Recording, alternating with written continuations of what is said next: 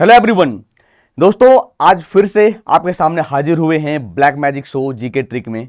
और आज बात करने वाले हैं कि जो पॉलिटी के इंपॉर्टेंट टॉपिक अभी लगातार 5-6 लेक्चर आपको मिला, जिनमें से हम इंपॉर्टेंट टॉपिक देख रहे थे, तो आज देखने वाले हैं शेड्यूल यानी अनुसूची। आपको याद होगा कि जब संविधान हमारा लागू हुआ था 26 जनवरी 1950 को, तब अनुसूची की संख्या 8 थी, लेकिन एट प्रेजेंट टाइम की बात करें तो टोटल 12 है। अब उसे एक ट्रिक के जरिए समझते हैं, और जो 4 अनुसूची हैं, शेड्यूल्ड हैं, वो कब एड ऑन हुआ है, कब जोड़ा गया है। तो ट्रिक क्या है? वो ट्रिक है आपके सामने कि टीयर्स ऑफ ओल्ड पीएम यानी नंबर 12। इस ट्रिक के जरिए समझेंगे कि पहले अनुसूची में क्या है, दूसरे में क्या है, तीसरे में क्या है।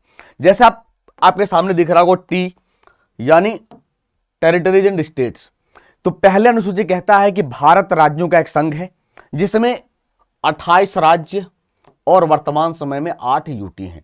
लेकिन यही अगर आपको याद होगा कि 1956 में 1956 में जब भाषा पुनर्गठन आयोग का गठन हुआ था, उस समय कुल राज्यों की संख्या 14 थी और यूटी की संख्या 6 थी।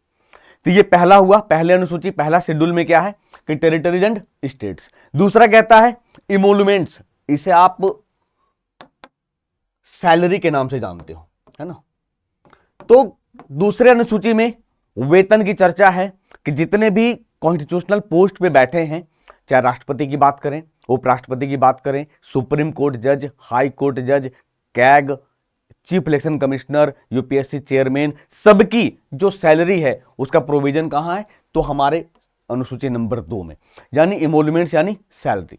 तीसरा कहता है अफर्मेशंस एंड ओथ्स, यानी देखते जाना टीयर्स, पहले आप इसे देख लो, है ना। तो अफर्मेशंस एंड ओथ्स मतलब क्या हो गया कि शपथ और प्रतिज्ञान। शपथ यानी जितने भी कॉन्स्टिट्यूशनल पोस्ट में है, चाहे प्रधानमंत्री हो, राष्ट्रपति हो, मैं अमुक व्यक्ति शपथ लेता हूं कि भारत के संविधान के प्रति अपनी सच्ची श्रद्धा रखूंगा, तो ये ओथ हो गया। जो आस्तिक हैं वो शपथ लेते हैं, लेकिन जो नास्तिक हैं वो शपथ ना लेकर लिखित में लेते हैं, उसे हम प्रतिज्ञान बोलते हैं, अफर्मेशंस बोलते हैं। तो तीसरा क्या आया? पहला क्या है? भारत राज्यों का संघ है। दूसरा क्या है? वेतन है। तीसरा क्या है? शपथ और प्रतिज्ञान है।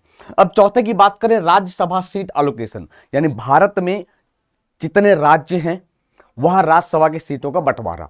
अभी टोटल राज्यसभा सीट की बात करें तो 245 है।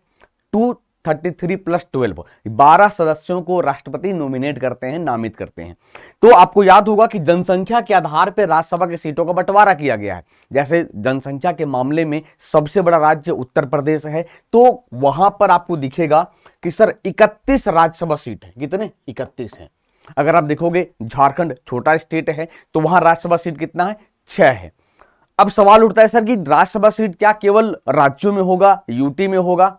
राज्यसभा सीट वहां होगा जहां विधानसभा का प्रोविजन होगा, यानी 28 राज्यों में विधानसभा है और 3 यूटी में विधानसभा, दिल्ली, पुडुचेरी और अभी वर्तमान समय में जम्मू कश्मीर में चुनाव हो रहा है, यानी 3 यूटी में।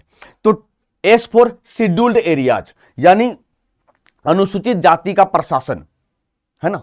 तो 5वें अनुसूची कहता है कि असम, मेघालय, त्रिपुरा, मिजोरम के जो अनुसूचित क्षेत्र है, जनजाति क्षेत्र है, उसका प्रशासन बिल्कुल डिफरेंट होगा। कारण क्या है कि उनके ट्राइबल के कल्चर बिल्कुल अलग होते हैं, है ना। इसीलिए संविधान में प्रोविजन किया गया कि उनके कल्चर से हम कोई छेड़छाड़ नहीं करते हैं। तो ये टीयर्स निकल गया, यानी पहला अनुसूची, दूसरा अनुसूची, तीसरा, चौथा, 5वां। अब आते हैं टीयर्स ऑफ, यानी 6ठा और 7वां।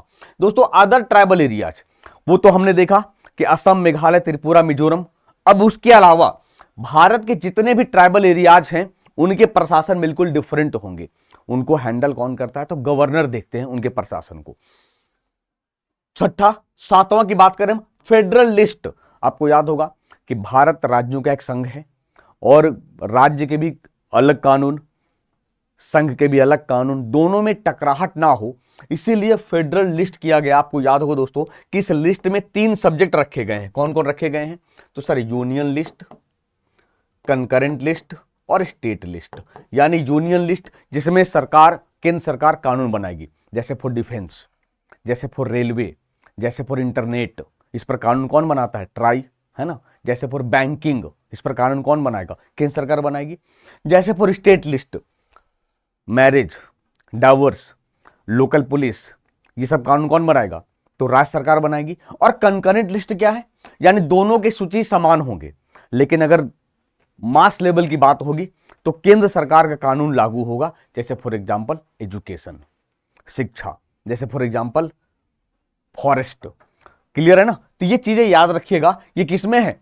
फेडरल लिस्ट में है। अब दोस्तों याद होगा कि ये 7 है, 8वां आपको दिखेगा कि ऑफिशियल लैंग्वेज यानी ओ। अब देखो टीयर्स हो गया 5, 2, 7, अब ओल्ड में आते हैं, ओल्ड में, है ना? तो अब देखोगे 8वां में ऑफिशियल लैंग्वेज है, यानी भारत में जो आधिकारिक भाषा की चर्चा की गई है। आपको याद होगा कि शुरुआत में ऑफिशियल लैंग्वेज के रूप में कितने भाषा थे? तो शुरुआत में 8 भाषा थे। कितने भाषा थे? 8 भाषा। अभी कितने भाषा हैं? 14 भाषा है। तो 6 अलग अलग भाषा जोड़ा गया है। कौन कौन? इसमें भी एक ट्रिक के रूप में मैं आपको बता दूं कि सिंधा, नमक, बोड, मास, है ना? 1, 2, 3, 4, 5, 6, 7, 8। ठीक है, अरे बात समझ में? तो टोटल 8 भाषा, और पहले कितना था अब देखते हैं, है ना? तो सिंधा यानी सिंधी भाषा, इसके बाद नेपाली, मणिपुरी और कोंकणी। यानी माफी चाहेंगे, टोटल पहले 14 भाषा था और बाद में 8 जोड़ा गया। अभी कुल मिलाकर 22 भाषा है। कितना है? 22 भाषा है। तो सिंधी 1967 में, और नेपाली, मणिपुरी, कोंकणी ये 1992 में, और 2003-4 में, 2003-4 में बोडो, डोगरी, मैथिली और संथाली, ये 4 भाषा जोड़ा गया दोस्तों, है ना? ये 4 भाषा जोड़ा गया। तो ये याद रखिएगा। किस में था ये था ऑफिशियल लैंग्वेज 8वीं अनुसूची। इसके बाद आप देखोगे कि सर लैंड रिफॉर्म यानी 9वीं अनुसूची पहली बार जोड़ा गया 1951 में, भूमि सुधार के मामले में। एक्चुअली क्या था कि पहले जमींदारों के पास बहुत सारी जमीन थी। अब उस जमीन को सरकार ने क्या किया कि भू सुधार कानून लागू किया। अब बोला जिसके पास जमीन है लिमिट हो, सोर्सेस बताइए। और उसी समय आपको याद होगा कि 1951 में विनोबा भावे ने लैंड गिफ्ट मूवमेंट चलाया था, भूदान आंदोलन चलाया था, है ना? तो 1951 में लैंड रिफॉर्म है। इसके बाद आपको याद होगा दोस्तों कि 52वें संविधान संशोधन 1985 में डिफेक्शन कानून लाया गया, दल बदल कानून, कि अगर आप किसी और पार्टी में हैं, दूसरे पार्टी में चुनाव के बाद नहीं जा सकते हैं। जा सकते हैं अगर 1/6 सीट का, टोटल सीट का अगर टूट जाए तब। तो ये ओल्ड हो गया, यानी 8वां, 9वां, 10वां या 8वां। अब बचा 11, 12 यानी पीएम।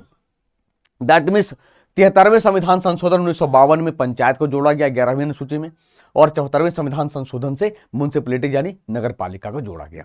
तो ये ट्रिक कैसे लगी आप हमें कमेंट करके जरूर बताइएगा। यानी भारतीय संविधान में जो शेड्यूल है, अनुसूची है, उसको जानने का सिंपल तरीका क्या है?